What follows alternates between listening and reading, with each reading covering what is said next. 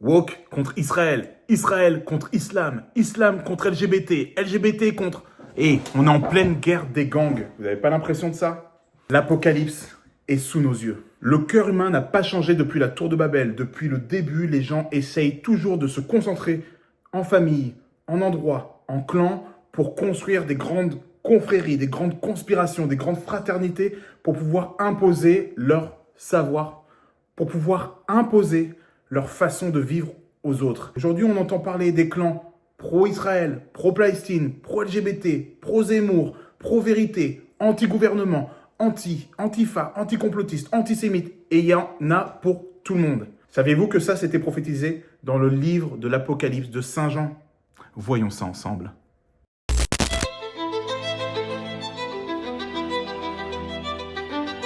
Salut, c'est Raphaël et vous êtes sur la lettre Tav. Alors aujourd'hui, on est en train de parler des clans.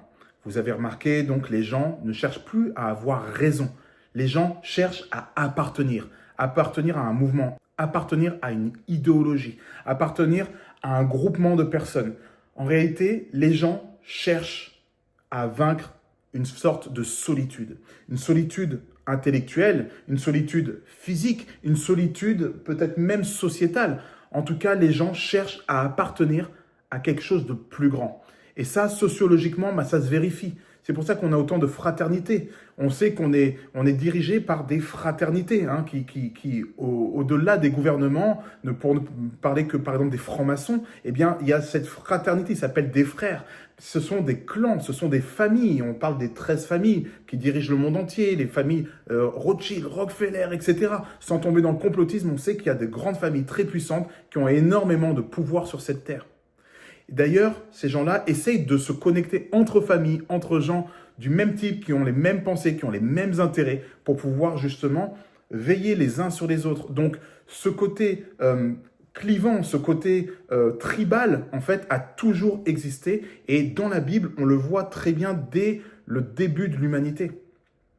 La solitude est un fléau qui colle au cœur de l'homme depuis le début de l'histoire.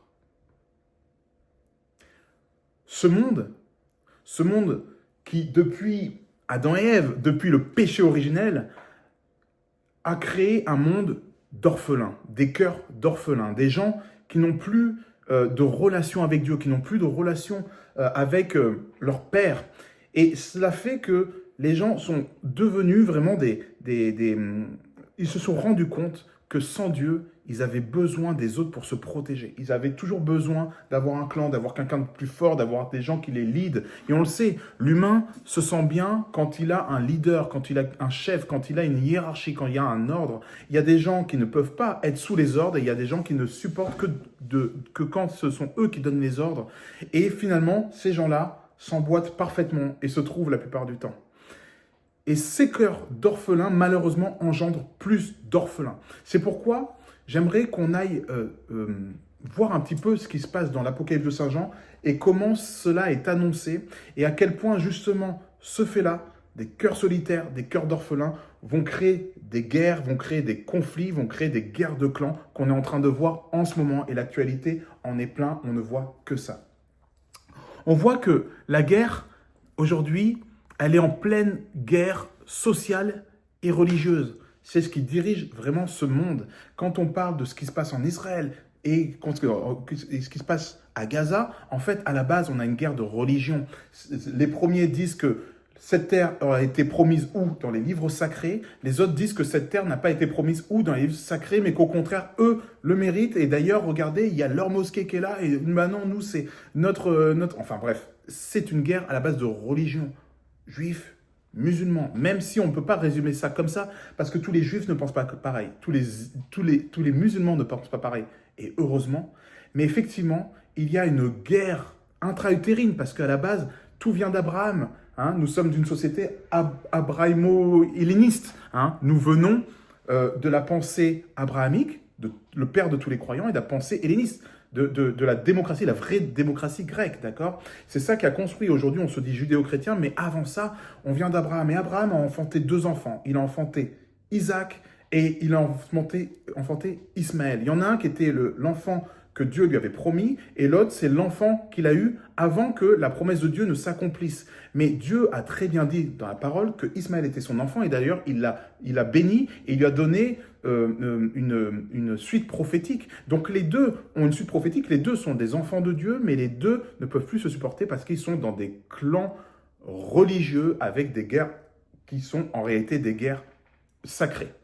Ok, on voit bien qu'aujourd'hui, les groupes s'opposent, s'affrontent et se radicalisent. Avant, il y avait la gauche, la droite, le centre, l'extrême gauche, l'extrême droite. Aujourd'hui, vous vous rendez compte que ce ne sont plus la gauche, la droite, on a l'impression d'être dans Gang of New York, en fait. On a l'impression d'avoir deux gangs armés qui commencent à se tirer dessus. Et Charlie Kirk en était la victime première. Et on voit aujourd'hui des camps qui se radicalisent dans l'idéologie. Donc, ils vont défendre leur idéologie. Comme tout le monde a la possibilité de donner son avis, eh bien, on va commencer à défendre chacun à défendre la vérité de chacun.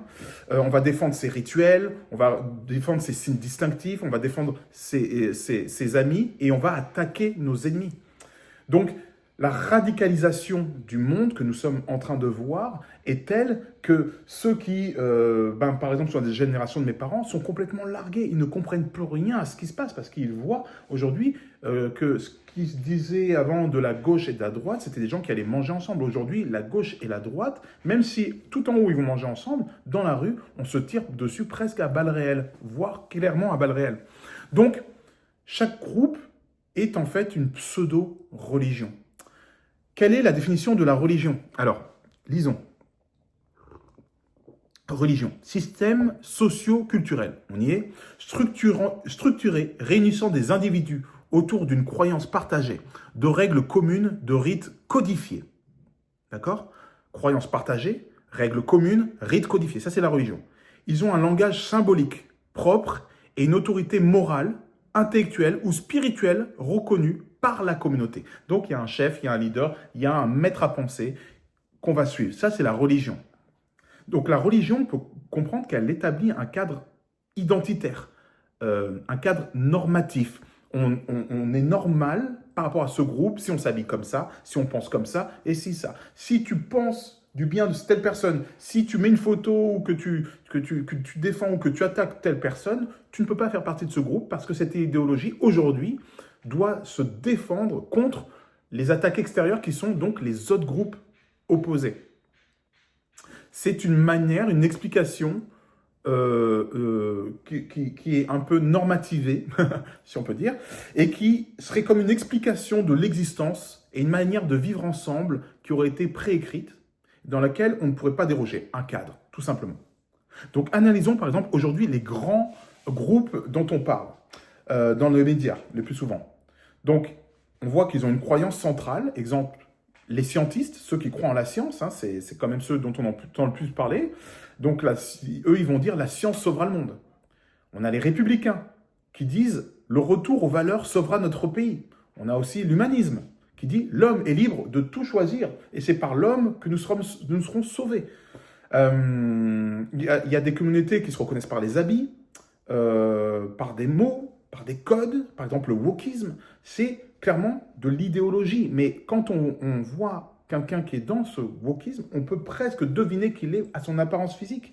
Ça va être quelqu'un qui peut-être potentiellement va être il va avoir un effet de genre qui va être un peu effacé. On ne saura pas trop s'il est plutôt homme, plutôt femme. Ça va être un homme qui paraît masculin, mais qui a peut-être des attributs ou je sais pas, des boucles d'oreilles, des ongles peints, des choses comme ça. C'est un style, ça peut être même très stylé, mais c'est quelque chose qu'on n'a plus l'habitude de voir et qui est devenu un uniforme, une façon de se reconnaître aussi.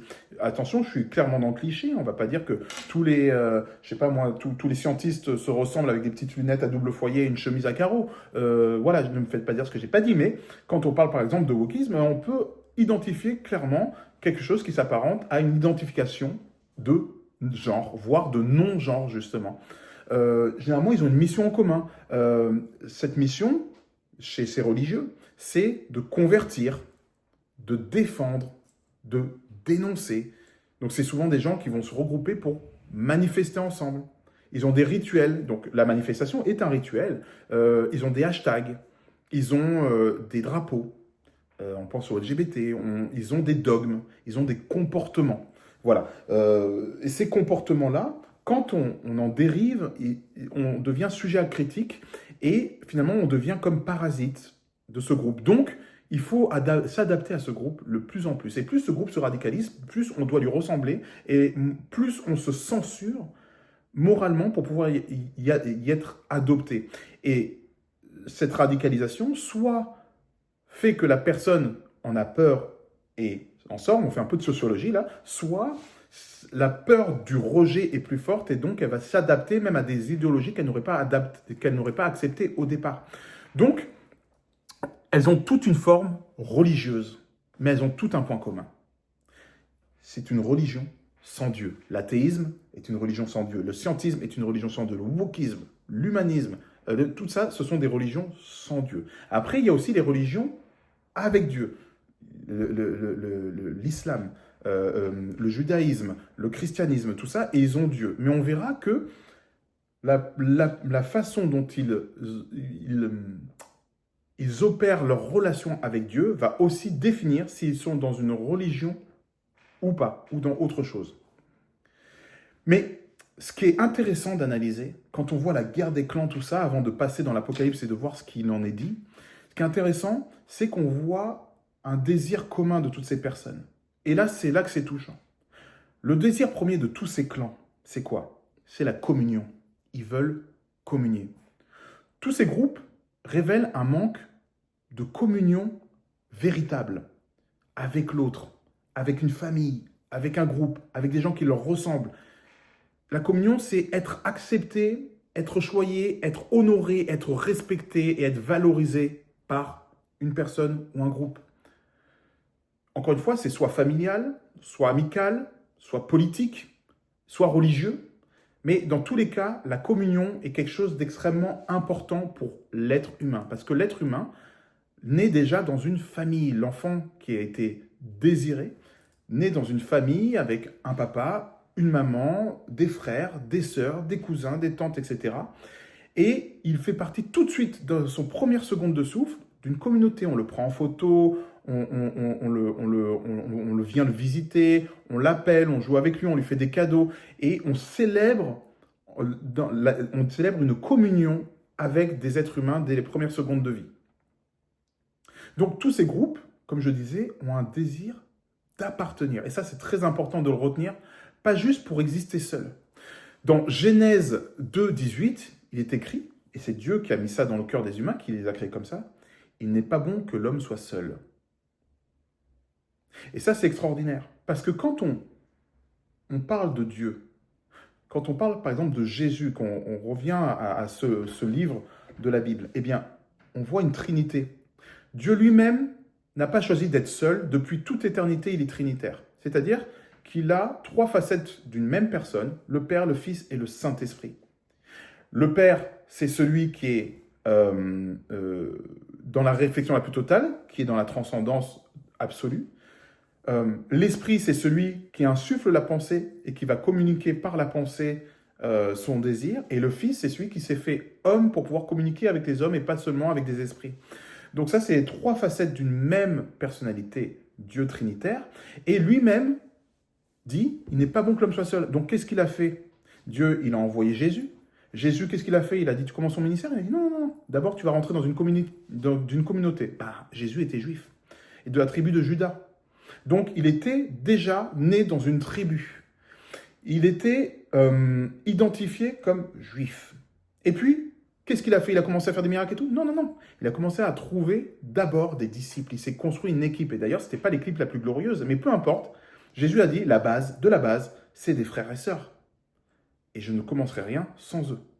Afin qu'eux-mêmes puissent créer des familles, des équipes, des clans, appartenir, une communion, qui puissent vivre la communion.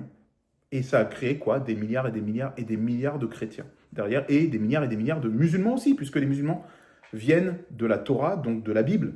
Hein, c'est d'abord de là que c'est né, puisque Mahomet est né 600 ans après Jésus-Christ, ça a été inspiré par la Bible. Donc, il fait partie de ça, il est encore une fois aussi d'appartenance d'Abraham.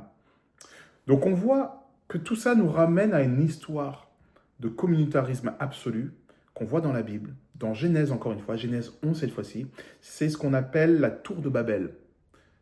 La tour de Babel, lisons-le, Genèse 11, 4. Ils dirent encore, allons, bâtissons-nous une ville et une tour dont le sommet touche au ciel, et faisons-nous un nom, afin que nous ne soyons pas dispersés sur la face de toute la terre. Donc vous voyez, dès le départ, les gens, alors que Dieu a dit, partez, multipliez-vous, faites votre famille, ils ont dit, non, non, non, nous on va se réunir ensemble, on va créer un gros clan, et qu'est-ce qu'on va faire? On va devenir plus puissant que Dieu, parce que si lui il est d'équipe, ben nous on va avoir une équipe plus grande que lui, on va aller monter plus haut que lui. Bon, les gars étaient complètement fadards, mais il y a une confusion dans le cœur de l'homme dès le départ. Dès que le péché est venu et a intégré voilà, cette anomalie du péché, donc sa chair a commencé à désirer des choses contraires à Dieu, c'est ça le péché, eh bien, on s'est rendu compte qu'il y avait une confusion dans le cœur de l'homme entre collaborer et communier. Et ça, c'est très important de comprendre. Donc, on va faire la définition ensemble de qu'est-ce que collaborer et qu'est-ce que c'est que de communier. Collaborer, c'est un effort commun. On est là pour défendre la même ambition. On est là pour protéger l'intérêt de l'équipe. D'accord? C'est donc cultiver ensemble, cultiver un objectif. Un objectif commun, mais sans forcément partager l'intimité du cœur. Hein. C'est juste, on a un intérêt commun et on le cultive ensemble. Ça, c'est collaborer. Communier. Communier, c'est partager la vie, partager un cœur, partager un esprit commun. Donc, communier, c'est cultiver l'amour ensemble. Quel que soit l'objectif principal, c'est l'amour. Et ensuite viennent les projets. Donc, le cœur de l'homme confond deux choses, collaborer et communier. Chez les chrétiens, eh ben, en fait, les amis, c'est pas mieux du tout. Hein. Les chrétiens confondent très souvent communier et collaborer. Les non-chrétiens, par exemple, ne comprennent pas souvent une réalité très importante. Ils ne comprennent pas que ceux qui croient en Jésus, donc communément appelés les chrétiens, les athées ne comprennent pas qu'en fait, ils peuvent expérimenter une réalité complètement différente. Pour les athées, la plupart du temps, un chrétien égale catholique. Mais ça n'a rien à voir. Ils peuvent avoir des réalités diamétralement opposées. Alors, expliquons pour les non-chrétiens, pourquoi ils peuvent avoir des chrétiens qui ont une relation complètement opposée avec Dieu. Ben, il y a ceux qui expérimentent une religion avec Dieu, qui collaborent avec Dieu et avec l'idée de Dieu. Et il y a ceux qui, eux, expérimentent une relation avec Dieu, donc cultivent l'amour ensemble avec Dieu. Et l'objectif, d'un côté, c'est un objectif, faire grandir une communauté religieuse, une idéologie. Et de l'autre côté, c'est cultiver l'amour entre frères et sœurs et cultiver l'amour donc dans la présence de Dieu, connaître son Dieu. C'est deux choses complètement différentes. Vous l'imaginez bien dans le quotidien. Eh bien, ça nous amène à la différence entre communauté et communion.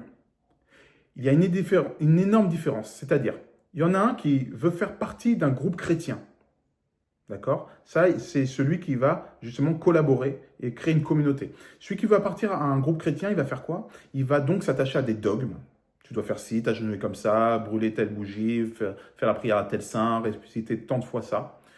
Il va appartenir à un réseau, donc c'est un réseau d'église. Il ne va pas se retrouver dans un temple ou dans une maison, non, il va se retrouver dans telle cathédrale, là, s'il y a la croix, comme ci, ça, ben ça c'est chez moi, chez nous. Il va participer à des événements, tu ne vas pas le retrouver au Hellfest. Et il va accepter des doctrines, il ne va pas commencer à prier pour les malades, ou alors ce serait étonnant, il ne va pas potentiellement commencer à prier en langue, voilà, etc. Parce que par exemple chez les catholiques, ben, on va avoir un dogme, et ce dogme-là, c'est on ne fait pas ça, mais ça on le fait, ok? Mais celui qui va vivre la communion, qu'est-ce qui va se passer? Ben lui, il va vivre l'amour, il va d'abord privilégier le fait de s'aimer. Donc, on va commencer à se pardonner, se parler, s'entraider, voir si l'autre va bien, etc. On va se porter, se supporter. On va, comme je disais, s'entraider, mais ça peut aller jusqu'à plus loin. Ça peut supporter financièrement. On va être là l'un pour l'autre et on va faire des mouvements qu'on ne ferait que pour nos familles, par exemple. On va se pardonner.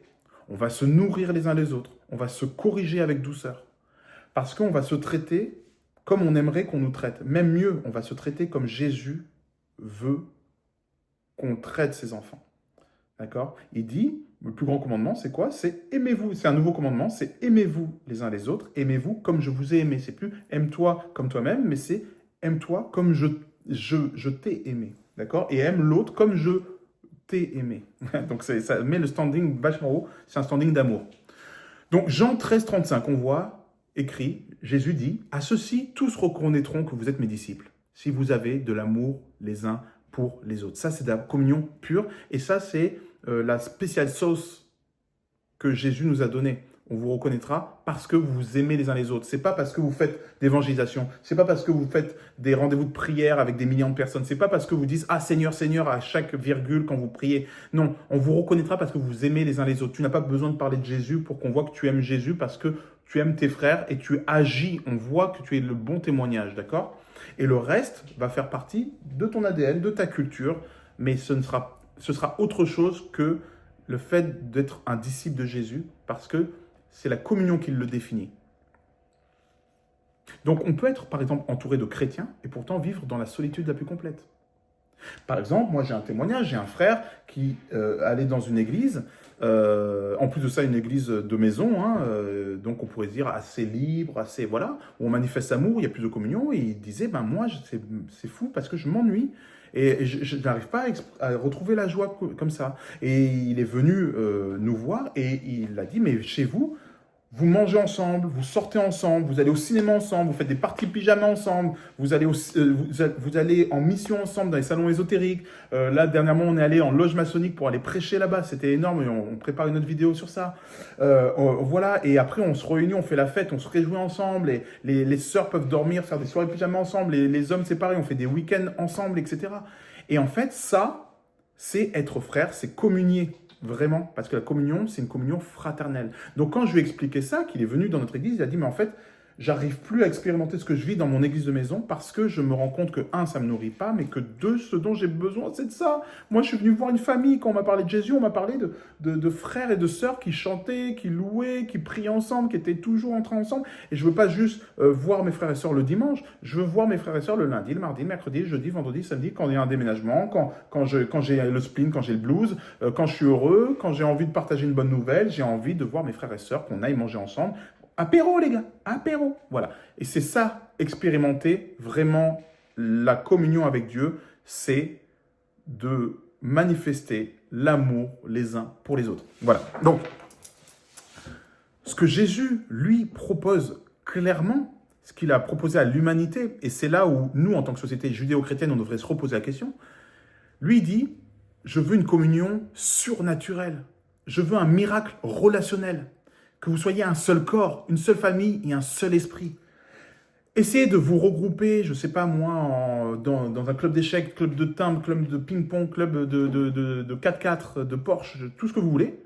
Vous n'arriverez pas à créer cette communion surnaturelle. Vous allez pouvoir expérimenter peut-être une communion. Ah ben non, nous, dans notre groupe de théâtre, dans notre groupe de chant, on s'aime énormément, on sort à l'extérieur, on va en ville, on se connaît bien, on a des amis, tout ça, ouais. Mais est-ce que vous expérimentez l'amour? Est-ce que cet amour est surnaturel? Est-ce que vous pourriez dire que tous ceux qui rentrent dans ce groupe vivent la même chose? Est-ce que c'est durable? Est-ce que ça peut durer des années et des années? Est-ce que vous vous entraidez? Est-ce que vous partez en mission ensemble? Est-ce que vous pleurez ensemble? Est-ce que vous riez ensemble? Est-ce que vous partagez ensemble? Est-ce qu'il y en a un qui va te sortir si tu as un problème d'argent, il va mettre l'argent à la poche? Est-ce qu'il y en a 5 qui vont venir garder tes enfants si tu es hospitalisé? Est-ce qu'il y a des gens qui vont venir garder ta maison quand? Est-ce que vous êtes frères et sœurs? Parce que ça, si vous le vivez sans Dieu, je vous dis déjà, c'est extraordinaire et c'est extrêmement rare. Et là, je vous dis, je veux bien savoir ce que vous faites, écrivez-moi en commentaire et ça m'intéresserait. Mais je vais vous dire une chose, c'est que la plupart du temps, ça ne fonctionne pas très longtemps. Il va y avoir des gossips, il va y avoir des différences, il va y avoir des gens qui ne supportent pas, qui font des grands sourires et des choses, ils vont vivre l'hypocrisie. Et qu'est-ce qui va se passer? C'est que ça ne va pas prendre. Mais comment ça fait pour prendre vraiment? Clac! C'est quand il y a la special sauce de Jésus. C'est quand on aime des gens et qu'on est lié par l'amour que Christ a pour nous, et que donc on aime les autres comme Jésus nous aime, et lui il met son Saint-Esprit de façon naturelle pour, clac, fondre nos liens. Ce qui va faire que tu vas avoir des amis qui vont avoir 18 ans, des amis qui vont avoir 70 ans, ils sont tous à la même table et on rigole de la même façon et on a envie de se voir tous les jours et c'est les premières personnes que tu as envie d'appeler avant ton pote qui partage le même sport que toi ou voilà, parce qu'il a la même classe socio-culturelle et les mêmes délires, voire les mêmes vices. Et bien là, non, pas du tout. La seule chose qui te lie avec cette personne, qui parle pas ta langue, qui n'est pas de la même culture que toi, qui n'est pas le même endroit socio-culturel, etc. La seule chose qui te relie à lui, c'est Jésus et tu l'aimes comme un frère, alors que tu le connais depuis 1 an, tu l'aimes plus que certains amis de ton enfance. Tu expliques ça comment? C'est l'amour surnaturel que seuls les chrétiens peuvent vraiment vivre de façon puissante, concrète et facilement. D'accord? Je ne dis pas que d'autres ne le vivent pas, mais ils vont le vivre avec plus d'efforts. Il va falloir qu'il y ait plus de conditions pour pouvoir créer cet amour-là véritable. Et je parle de groupe, je ne parle pas de 3-4 personnes dans la même famille. Hein. Je parle d'une équipe, déjà une équipe de foot, une équipe de, tu vois, genre 20 personnes déjà qui s'aiment. Vas-y, on va voir. Et encore une fois, ça peut exister, mais c'est très très rare. Donc Jésus propose, lui, d'être un seul corps, une seule famille, un seul esprit. Il propose la communion surnaturelle, il est venu amener ça. Une communion de frères sur terre. C'est pour ça qu'il est venu, c'est pour ça que lui-même qui était en communion avec le Père, le Fils et le Saint-Esprit, hein, d'accord, c'est dans cette équipe-là, il est venu faire une équipe de disciples et il a dit, maintenant je veux que tout le monde fasse des équipes et que vous fassiez une grande famille, que vous viviez l'amour fraternel, vous allez kiffer ensemble, quoi. Donc la question c'est, est-ce qu'on veut une vraie religion ou est-ce qu'on veut une vraie relation entre nous? La Bible, elle parle de vraie religion. Dans Jacques 1,27, il dit « La religion pure et sans tache devant Dieu consiste à visiter les orphelins et les veuves dans leur détresse. » Qu'est-ce que ça veut dire, ça? Ça ne veut pas dire que si tu visites tous les orphelins et les veuves dans leur détresse, tu vis une vraie communion pure et sans tache. C'est une image. C'est que si vraiment tu veux vivre cette communion, ça veut dire que tu dois te donner corps et âme pour les autres et prendre du plaisir à donner plus qu'à recevoir. Encore une fois, ce n'est pas que les chrétiens qui le font. C'est juste Dieu qui parle à sa création et qui dit voilà en quoi je prends plaisir et voilà ce qui est une véritable communion entre hommes et femmes et hommes et entre frères et sœurs. Mais Jésus, lui, qu'est-ce qu'il est venu faire? Il est venu détruire les faux systèmes religieux. Ok.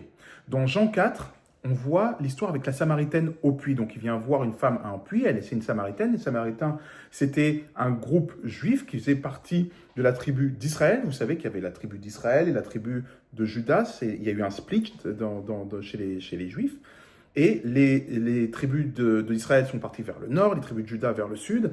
Et la tribu de Juda a continué la descendance jusqu'à Jésus, mais la tribu d'Israël s'est un peu rebellée, voire carrément rebellée, mais Judas aussi à la finale, et ont accepté des faux dieux. Et dans ces faux dieux, il y a eu plusieurs groupuscules qui se sont détachés de ces groupes d'Israël, et dont les Samaritains. Et les Samaritains et ceux qui s'appelaient les Juifs, donc de la tribu de Juda, ne se supportaient pas. C'est vraiment, ils pouvaient se tuer s'ils se croisaient. Et Jésus, lui, qu'est-ce qu'il fait, évidemment? Jésus, toujours, il fait toujours les trucs comme on s'y attend pas. Si vous avez vu The Chosen, vous savez de quoi je parle, pour ceux qui se réfèrent à The Chosen avant de se référer à la Bible. Eh bien, quand il voit la Samaritaine, il va lui parler et il en fait la première disciple. Il lui dit, pour la première fois dans la Bible, il dit « Je suis le Messie à cette femme ». En plus, c'était une femme, vous imaginez comme il casse les codes. Et il dit « Ce ne sera plus sur cette montagne que vous devrez aller prier », donc parce qu'ils avaient un temple, ils avaient leur temple, ils n'allaient pas du tout à Jérusalem, ni à Jérusalem. Il dit « Maintenant, vous pourrez prier en esprit et en vérité », c'est-à-dire partout, dans votre cœur, parce qu'il prophétisait sur le fait qu'il nous transformerait, nous, en temple et qu'on n'aurait plus besoin d'aller dans un bâtiment pour aller adorer.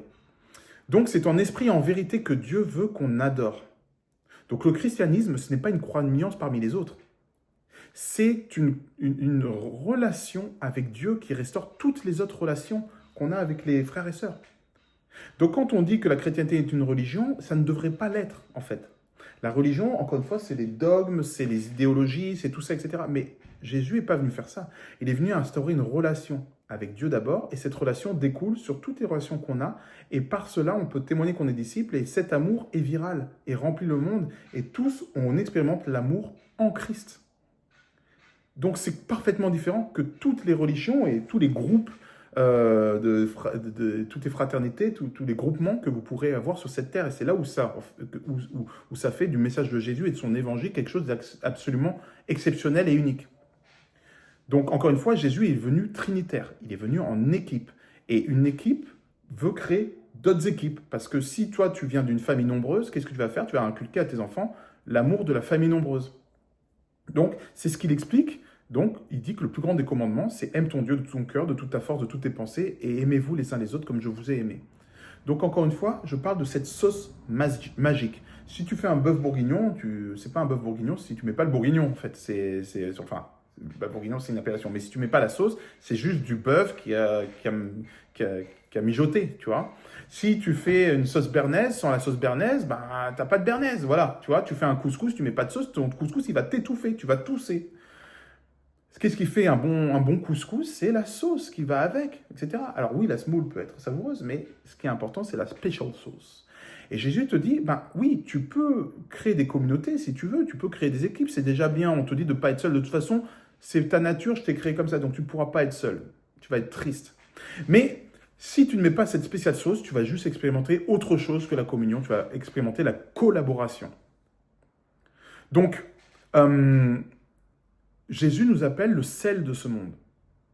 Il dit que si on n'amène pas cette saveur en plus, les groupes vont être un peu fades, on va appartenir à des groupes et on va vite s'ennuyer, vite, il n'est pas comme moi, lui, il ne pense pas comme moi, lui, c'est pas un vrai joueur d'échecs. En fait, regarde ce qu'il fait à côté, et lui, c'est pas un vrai buveur de whisky, parce que tu vois ce qu'il s'empiffre à côté, et lui, c'est pas un vrai fumeur de cigares, regarde, il clope des cigarettes. Et en fait, on va finir par se diviser, parce qu'il n'y a pas cet amour transcendantal. Et c'est aussi pour ça que les sectes gagnent énormément de terrain. Parce que là, on fake l'amour transcendantal, donc on joue l'amour les uns avec les autres, on va crier on va chanter des mantres ensemble, on va se tenir, on va se caresser, et qu'est-ce qui va se passer derrière? Et bien là, c'est la crampe parce qu'il n'y avait pas Dieu quand même. Mais le fait d'expérimenter un faux amour, un amour superficiel, un amour basé sur l'univers, sur les licornes, et voilà, fait que même dans le New Age, tout ça, ça fait une mode énorme parce que les gens veulent expérimenter le vivre ensemble, ils veulent expérimenter l'amour inconditionnel, ils veulent expérimenter la communion. Ils sont faits pour ça, ils en ont soif, parce qu'ils savent que la vie ne vaut pas la peine d'être vécue si on ne reçoit pas l'amour de l'autre.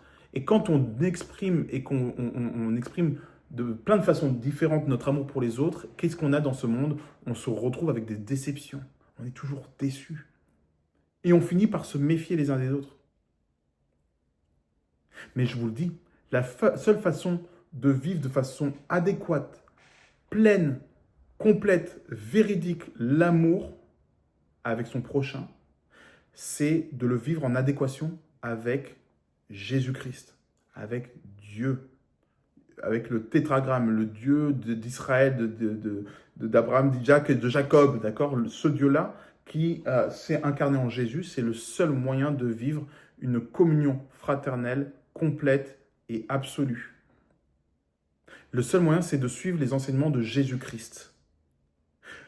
Même ceux qui ne croient pas en Jésus-Christ et qui suivent les principes de Jésus-Christ, donc les sociétés judéo-chrétiennes, je vous le rappelle, expérimentent beaucoup mieux la communion que les pays qui ne le suivent pas du tout, qui vont s'entretuer, où il y a de la sorcellerie partout, tout le monde se maudit. Il n'y a qu'à aller voir dans certains pays, même des pays d'Afrique, quand il n'y a pas Dieu, il n'y a pas de Jésus, qu'est-ce qui se passe? Même dans leur propre communauté, il y a des délations. Si tu quittes la croyance commune, tu peux te faire tuer, lapider. Il faut voir comment ils peuvent traiter peut-être leurs femmes, leurs enfants, leurs prochains, leurs semblables, leurs fils et tout, etc. Et en fait, l'amour n'est pas expérimenté. En tout cas, les caresses sont un peu âpres. Tu vois ce que je veux dire? Et ce n'est pas universel, ce n'est pas partout, mais il y a une tendance à une espèce de violence, une espèce de dureté qui va être on va avoir de l'amour, mais on va pas forcément l'exprimer. Il va y avoir un côté vraiment plus dur. Et ceux qui, justement, ne rentrent pas dans cette idéologie et arrivent à s'extirper en essayant de manifester ce que Dieu a voulu en premier faire expérimenter, ils sont souvent obligés de se cacher pour vivre cet amour, d'accord? Donc, on a vraiment une soif qui est de communier et de s'aimer les uns les autres. Et croyez-moi, le seul moyen de le vivre, c'est pas en allant dans les colonies vacances, c'est pas en faisant un groupe d'amis, un groupe Facebook ou avec des amis d'enfance. ou avec notre famille. Parce que même si tu as une famille nombreuse, ben, tu verras que la plupart du temps, les familles, c'est là où tu as les pires vices et les pires trahisons, les pires, voilà, les pires déchirures. C'est pas parce que tu as une troupe de théâtre, une troupe de danse, une troupe de... Voilà, c'est pas parce que tu as un cercle de femmes ou un rassemblement chamanique, etc. Rien. Et j'ai expérimenté la plupart de ces choses que je vous dis. D'accord? J'ai cherché fort l'amour. Et moi, je suis quelqu'un qui répand de l'amour facilement. Et même quand on m'en met plein la tête, je continue à faire... Moi, je suis un bisounours, d'accord? Depuis que je suis bébé. Eh bien, je peux vous dire que même si j'ai expérimenté de l'amour, de la communion dans certains de ces groupes que je vous ai cités, ça n'a pas duré longtemps. On ne se connaît plus aujourd'hui, on ne s'appelle plus forcément aujourd'hui. Ce qu'on a vécu, c'était beau, c'était fort, mais c'était éphémère.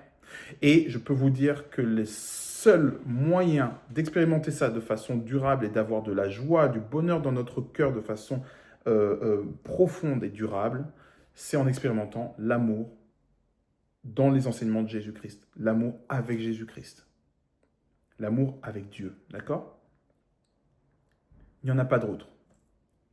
Mais si vous en connaissez d'autres, n'hésitez pas à m'écrire en commentaire. Je serai enchanté d'avoir part à votre expérience.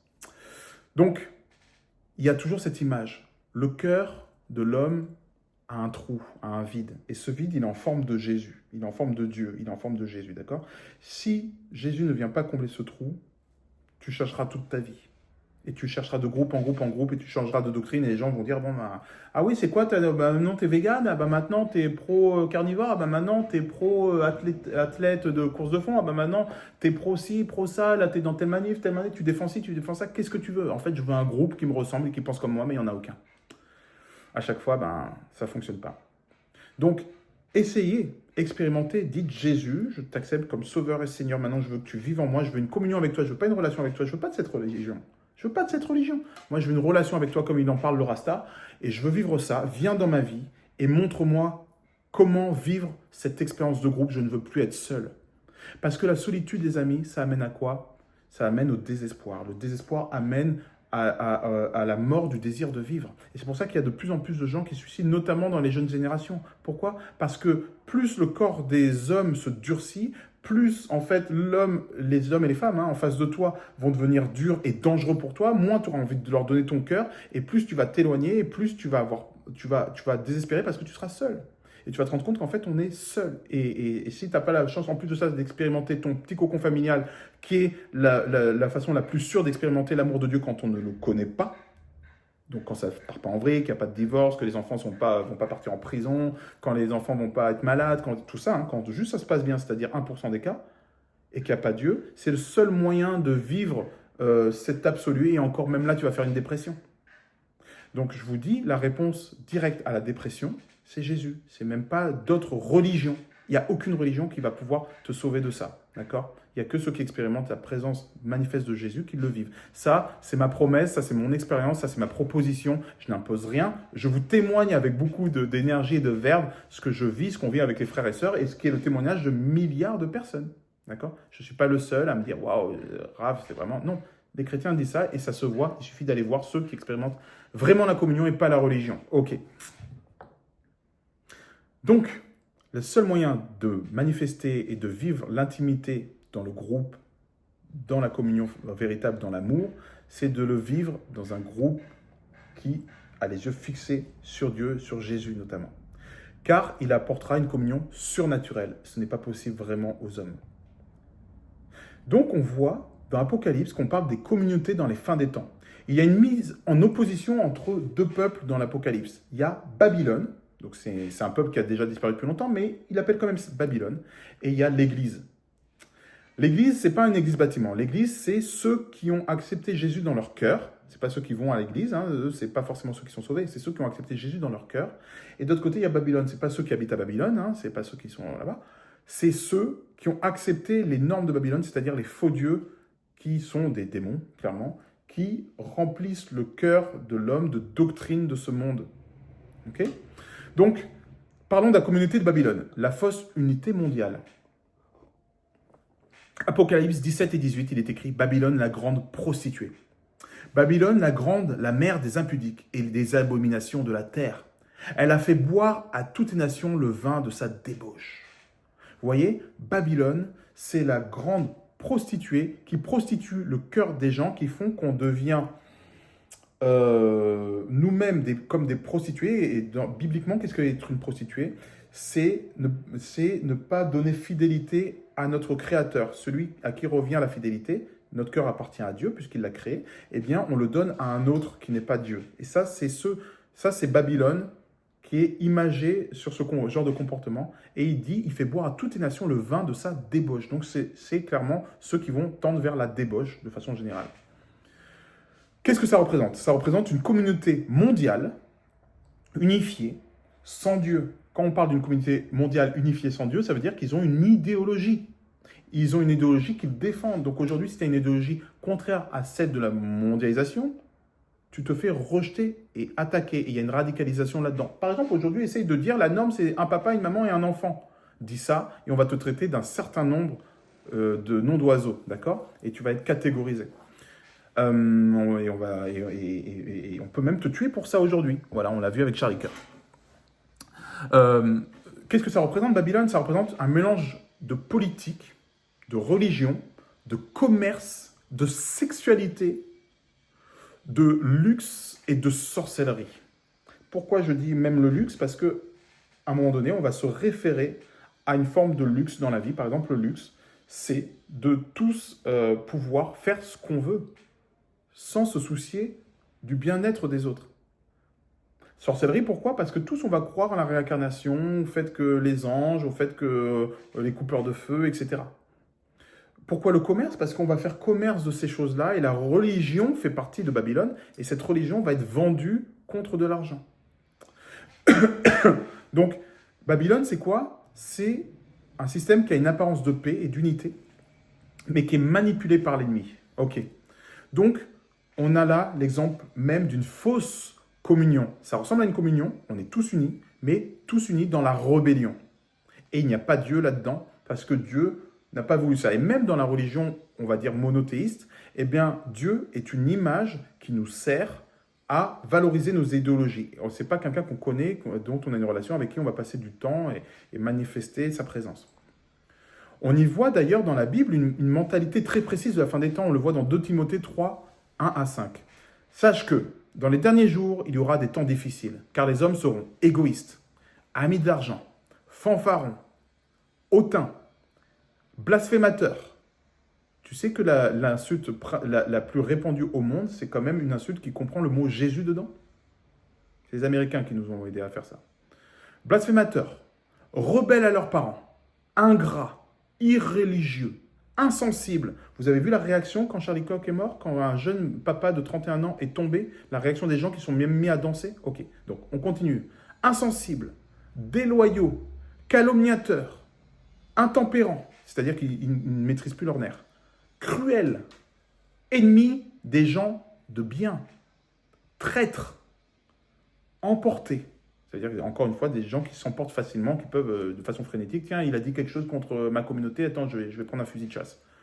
Enflés d'orgueil, aimant le plaisir plus que Dieu, ayant l'apparence de la piété, donc là on parle des religions, ayant l'apparence de la piété, moi je suis un saint, mais reniant ce qui en fait la force. Je suis saint parce que je suis évêque de Montmirail. Ben non, tu es saint parce que tu as accepté Jésus et Jésus a lavé tes péchés en mourant à la croix à ta place. C'est ça qui fait que tu es saint. C'est de la grâce, c'est un cadeau immérité. Tu n'as rien fait pour. Mais là, ils ont l'apparence de la piété, mais ils en renient ce qui en fait la force, c'est-à-dire la grâce de Jésus. Timothée nous dit, éloigne-toi de ces gens-là. Parce qu'on en revient encore à une chose, c'est que là, à la fin des temps, notre cœur, Dieu le veut, mais le diable le veut aussi, et on est dans une guerre de consentement. Il cherche à avoir notre consentement. Donc, l'humanité a été asséchée par cette cruauté. L'humanité perd espoir dans l'humanité, s'enfonçant dans les abîmes. On le voit dans Matthieu 13, 15. Regardez ce passage, intéressant. Car le cœur de ce peuple est devenu insensible. Ils ont endurci leurs oreilles, ils ont fermé leurs yeux, de peur qu'ils ne voient de leurs yeux, qu'ils n'entendent de leurs oreilles, qu'ils ne comprennent de leur cœur, qu'ils ne se convertissent et que je ne les guérisse. Qu'est-ce que ça veut dire? Ça veut dire que les gens sont devenus tellement insensibles que si ils se rendaient compte de tout ce qu'on vivait, eh ben, ils changeraient radicalement. Mais Dieu dit non, non, non, non, attends, je ne vais pas les changer il faut qu'ils me donnent leur consentement pour que je les change.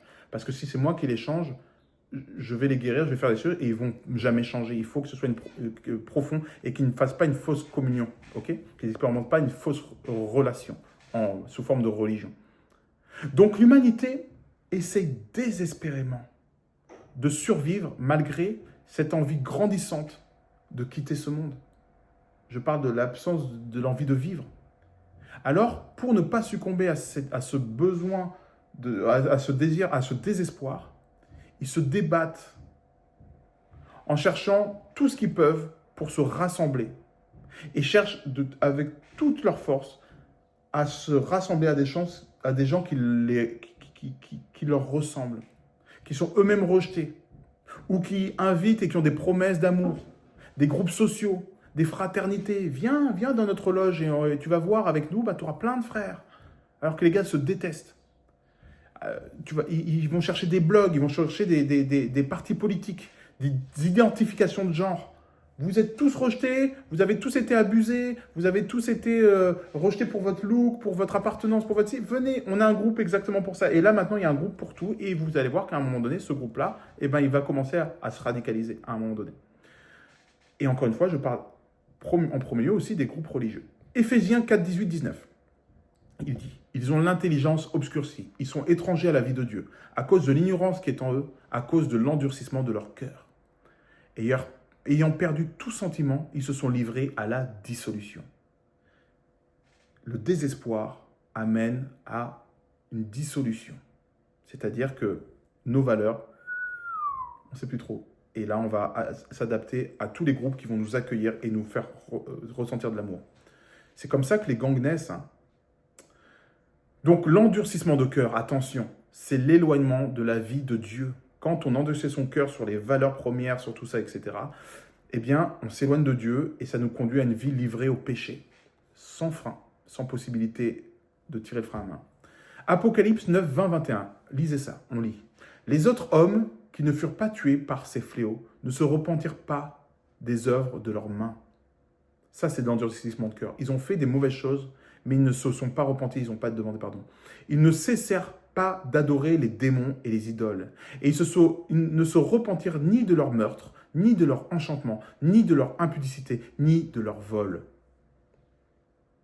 Ça, c'est ce qui se passe dans l'Apocalypse. Ça, c'est ceux qui vivent la fin des temps. C'est pour ça que Dieu doit intervenir, les amis. C'est pour ça que Jésus revient bientôt et que vous l'entendez encore et encore. Il y a les fanatiques avec des pancartes dans la rue, mais ce n'est pas de ça dont on parle. Jésus a promis, depuis le début depuis le début de l'humanité, il a promis qu'il reviendrait. Ok ? Donc, il doit revenir. C'est important parce que sinon, on va s'entretuer. Plus ces groupes s'agrandissent, plus ils se radicalisent, plus le monde devient sombre, plus ils vont se battre, plus les guerres sont inévitables. Plus ces entités démoniaques qui sont à l'œuvre derrière ce plan morbide veulent avoir le droit sur nos vies. Et là, ce qu'on est en train de voir à la télé, je vous le dis tout de suite, on est déjà bien avancé dans l'horloge et je vous parle de ce qui va se passer et ce qui est déjà en train de se passer maintenant et l'urgence est là. C'est pour ça que Jésus revient bientôt, il peut arriver d'une minute à l'autre. C'est pour ça qu'il est important de donner ta vie à Christ et de commencer à voir vraiment... de se secouer les puces et d'aller apprendre qui il est, de commencer à le connaître et d'aller commencer à communier pour de vrai avec des gens qui le connaissent pour pouvoir mieux le connaître parce que quand il va arriver, si tu n'es pas prêt, tu rates l'enlèvement. Donc l'enjeu d'aujourd'hui, c'est choisir son camp. Ça, c'est l'enjeu universel même. Soit le clan de l'Église, c'est-à-dire ceux qui appartiennent à Dieu et qui ont une relation avec lui, pas qui appartiennent dans la religion, on a compris, soit le clan du reste, des autres clans. Il y a un clan avec des milliards de clans et il y a un clan uni. C'est ceux qu'on appelle l'Église ou l'épouse de Jésus-Christ. En réalité, Dieu nous offre juste un temps de choix ultime. Soit notre cœur lui est tout dévoué et on revient à notre Créateur, soit notre cœur vient s'endurcir dans ce monde et il va s'endurcir de plus en plus, de plus en plus, de plus en plus, jusqu'à ce qu'ils finissent dans les abîmes. Romains 2,5, il dit « Mais par ton endurcissement et par ton cœur impénitent, tu t'amasses un trésor de colère pour le jour de la colère et de la manifestation du juste jugement de Dieu. » Parce que Dieu est juste et il viendra justement juger ça. Donc, pour finir, ne te contente pas d'un groupe, cherche la communion. Si tu suis un groupe aujourd'hui, que ce soit des complotistes, des politiques, des chrétiens, pose-toi une question. Est-ce que je communie? Est-ce que je collabore? Est-ce qu'on cultive l'amour? Ou est-ce qu'on juste on cultive un objectif commun? Le monde cherche l'amour, la famille, la justice, mais il ne les trouvera jamais en dehors de Jésus. Et ça, c'est la grande peine, c'est que tout le monde cherche énormément. Ils sont sur des blogs internet, ils se remplissent de milliards d'informations. Ils cherchent, ils ne savent pas trop ce qu'ils cherchent, mais ils cherchent. Ils trouvent potentiellement des réponses dans des groupes. Ils sont déçus, ils continuent à chercher, alors que la fin de l'enquête, c'est Jésus-Christ. Et je suis là pour vous dire ça. Quelques versets clés que je voulais vous lire. Acte 2, 42. Ils persévéraient dans l'enseignement des apôtres, la communion fraternelle, la fraction du pain et les prières. Ça, c'est la communion. 1 Jean 1, 7. Si nous marchons dans la lumière, nous sommes en communion les uns avec les autres. Votre team, les autres petits chrétiens qui sont avec vous, ne passez pas à côté d'une communion véritable. Ça ne sert à rien de dire communion fraternelle si on n'est pas déjà frère. Sinon, c'est communion de gens qui croient en Jésus. Donc, allez chercher des gens, devenez frères avec eux, allez au cinéma, allez parler, allez les aider s'il y a un déménagement, allez pleurer avec eux, rire avec eux, leur donner à boire s'ils ont soif, les habiller s'ils n'ont pas d'habits, etc. Et une fois que vous serez frères, commencez à communier et vous verrez, vous expérimenterez l'amour fraternel le plus absolu. Et on ne parle pas de secte, on parle de tout ce que le cœur humain désire depuis sa création. Jean 17, 21.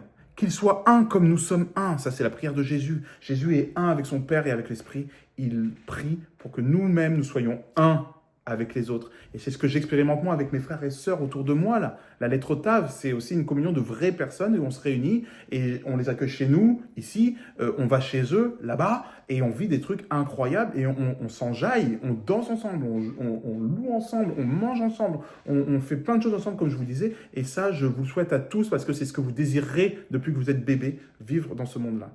Malheureusement, vous êtes constamment déçus. Et les églises vous ont souvent déçus d'ailleurs, potentiellement. Colossiens 3,14, je finirai sur ce verset. Revêtez-vous de l'amour qui est le lien de la perfection. Ce n'est pas que l'amour de Dieu, c'est l'amour des frères et sœurs parce qu'on a tous beaucoup d'amour à donner. Mais quand on est capable de le donner de la bonne des manières parce que Christ nous aide à le faire, et bien ça se passe vraiment mieux. Le monde, n'oubliez pas, meurt par faute de vérité, mais surtout, il meurt par faute de communion.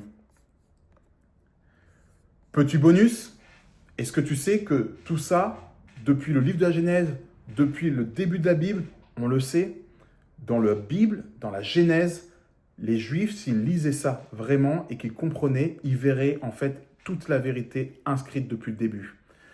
On voit dans tous les noms des 10 premières générations d'hommes, d'Adam à Noé, que ces noms ont une signification.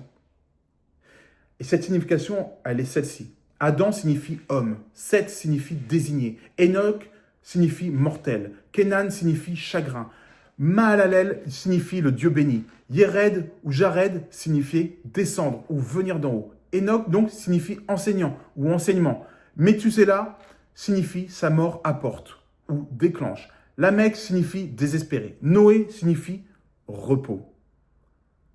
Donc si on remet dans l'ordre tous ces noms-là, cela forme une phrase prophétique qui raconte tout l'évangile.